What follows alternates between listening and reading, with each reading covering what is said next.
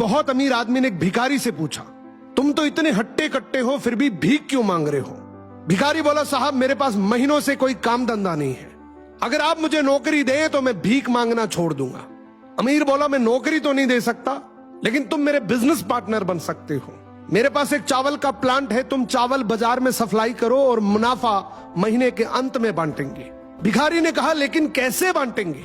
क्या मैं 20% लूंगा और आप 80%? अमीर बोला, मुझे सिर्फ 10% चाहिए, बाकी 90% तुम्हारा होगा, ताकि तुम जल्दी तरक्की कर सको। भिखारी ने जोरों से काम शुरू कर दिया। उम्दा चावल और सस्ते दामों से उसकी बिक्री बहुत बढ़ गई और उसे खूब मुनाफा हुआ।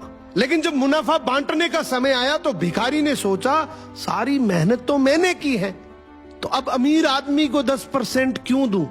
अगले दिन अमीर आदमी आया और जब हिस्सा मांगा तो भिखारी ने बहाना करते हुए कहा कि साहब मुझे तो बहुत नुकसान हुआ है, मुझे जितना मुनाफा हुआ है उतना तो कर चुकाना है, तो इस हिसाब से मुझे कोई मुनाफा नहीं होगा, तो आप इसके हकदार नहीं हैं। अमीर आदमी ने कुछ नहीं बोला और वहां से चला गया।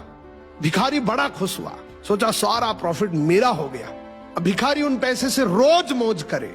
ऐसे करते करते उसके पास से सारे पैसे खत्म हो गए। अब पैसे भी नहीं है और काम धंधा भी नहीं है, तो मजबूरन उसको फिर से भीख मांगना शुरू करना पड़ा। एक दिन वो अमीर आदमी उसके पास से गुजरा और उसको देखा, यार ये तो फिर से भीख मांगने लग गया। अमीर आदमी ने एक बहुत अच्छी बात बोली कि इस दुनिया में गरीब और अमीर आदमी जो होता है ना, उसमें सबसे बड़ा डिफरेंस होता है उसकी सोच का।